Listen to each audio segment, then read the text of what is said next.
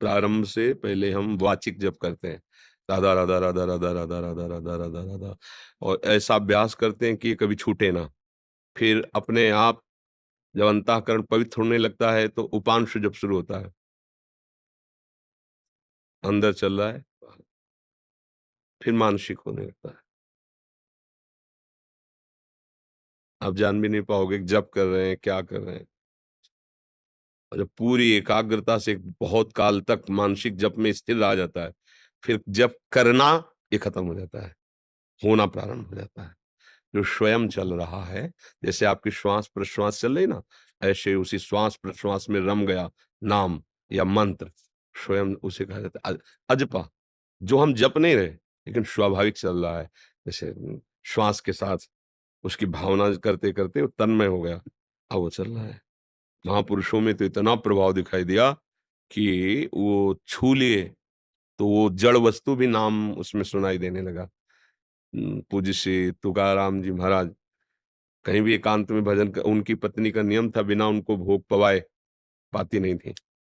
पातिव्रत धर्म का ये तो उनका प्रभु आप पता नहीं किधर चले जाते हैं, मुझे पता नहीं चलता, मैं खोजती रहती हूँ।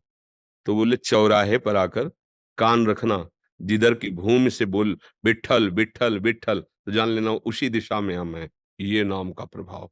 रात-दिन केवल वो नाम कीर्तन, नाम जप ही करते थे। तो स्वाभाविक जैसे विषयी पुरुष विषय चिंतन करता नहीं, होता है। अब देखो, आप बोलो कृष्ण, कृष्ण, वो विषय चिंतन करेगा, मन।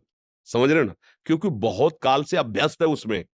अब उसके उस चिंतन को हम हटाएँ क्योंकि वो असत है तो हट जाएगा। भजन है सत।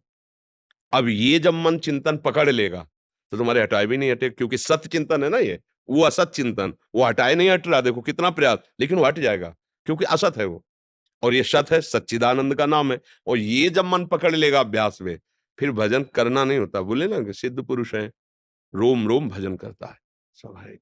उठते, बैठते, चलते, फिरते जैसे कबीरदास जी ने एक दोहे में कहा, ठाड़े बैठे परे उताना, कबीर काए हम राहें ठिकाना।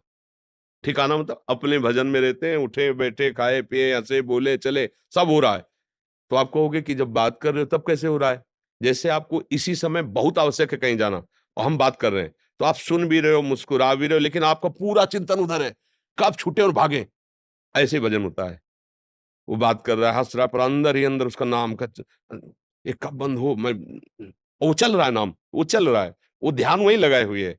एक क्षण के लिए भी कभी विस्मरण नहीं होता। कामिह नारि प्यारि जिमि, लोभी जिमि प्रिय दाम, तिम रघुनाथ निरंतर प्रिय लागो मोहि राम।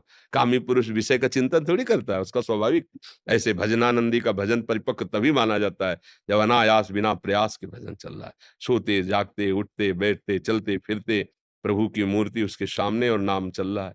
समझ रहे ना?